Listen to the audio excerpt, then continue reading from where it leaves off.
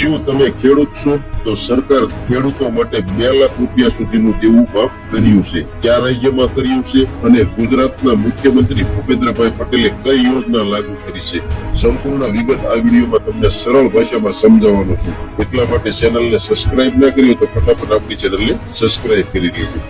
સરકારે ભારપૂર્વક જણાવ્યું હતું કે જો બેકરો લોન માફી માટે સરકાર દ્વારા જાહેર કરાયેલી રકમ અન્ય ખાતામાં જમા કરશે તો તેમની સામે કડક કાર્યવાહી કરવામાં આવશે. તેલંગાણાના મુખ્યમંત્રી રેવંત રેડ્ડીએ રૂપિયા 2 લાખ સુધીની કૃષિ લોન માફ કરવાની જાહેરાત કરી છે.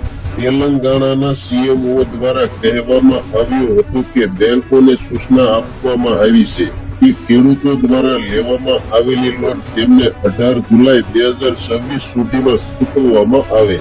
સરકારે ભારપૂર્વક જણાવ્યું હતું કે જો બેકરો લોન માફી માટે સરકાર દ્વારા જાહેર કરાયેલી રકમ અન્ય ખાતામાં જમા કરશે તો તેમની સામે કડક કાર્યવાહી કરવામાં આવશે. તેલંગાણા સરકારના મંત્રીઓ, ધારાસભ્યો અને એમએલસી મંગળવારે 16 જુલાઈના રોજ લોન માફી લાભ મેળવનાર ખેડૂતો સાથેના એક કાર્યક્રમમાં હાજરી આપી હતી. અગાઉ તેલંગાણા સરકારે 2 લાખ રૂપિયા સુધીની પાક લોન માફ કરવાનો નિર્દેશ આપ્યો હતો. રાજ્ય સરકાર દ્વારા જારી કરાયેલી માર્ગદર્શિકા અનુસાર એવું કહેવામાં આવ્યું હતું કે 12 ડિસેમ્બર 2018 ના રોજ અથવા તે પછી આપવામાં આવેલી કૃષિ લોન માફ કરવાની હતી, જે 9 ડિસેમ્બર 2023 સુધીમાં ચૂકવવાની હતી. તેની પ્રક્રિયા ગુરુવાર 18 જુલાઈ 2024 થી શરૂ થશે અને 15 ઓગસ્ટ 2025 સુધી પૂર્ણ થશે.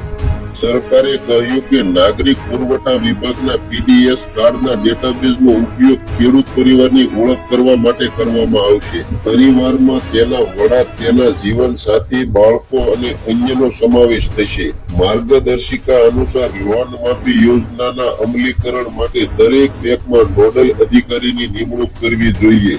નોડલ ઓફિસર રાજ્યના કૃષિ વિભાગના નિયામક અને એનઆઈસી વચ્ચે સંકલનની કામગીરી કરશે. ગુજરાત સરકાર ખેડૂતોને ડ્રોન પાયલટ આપશે.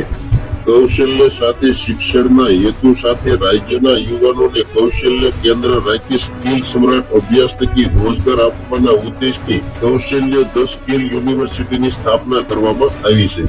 વડાપ્રધાન નરેન્દ્ર મોદીના સ્કિલ ઇન્ડિયાના વિઝનને સાર્થક કરવામાં ગુજરાતના મુખ્યમંત્રી ભૂપેન્દ્રભાઈ પટેલના માર્ગદર્શન હેઠળ રાજ્યમાં નાગરિકોને સમયની માંગ અનુસાર કૌશલ્ય તાલીમ પ્રદાન થાય તેના માટે યોજનાબદ્ધ કામગીરી થઈ રહી છે. આ દિશામાં આગામી સમયમાં ગુજરાતમાં ખેડૂતો તથા ખેડૂત મિત્રોને નજીવા દરે ડ્રોન પાયલટની તાલીમ આપવાનું આયોજન છે, જેમાં રૂપિયા 1200 ના દરે ડ્રોન પાયલટની તાલીમ આપવામાં આવશે. આ હતી ગુજરાતના મુખ્યમંત્રી ભૂપેન્દ્રભાઈ પટેલની યોજના. ખેડૂતોને ડ્રોન પાયલટની તાલીમ આપવામાં આવશે. સાથે તેલંગાણાની સરકારે ખેડૂતો માટે રૂપિયા 2 લાખની લોન માફી કરી છે. તો માહિતી કેવી લાગી કોમેન્ટ બોક્સમાં કોમેન્ટ કરજો. ચેનલમાં નવા છો તો સબસ્ક્રાઇબ કરજો. હવે મળશે નવી માહિતી સાથે. ત્યાં સુધી બધાને જય જવાન, જય કિસાન, ભારત માતા કી જય.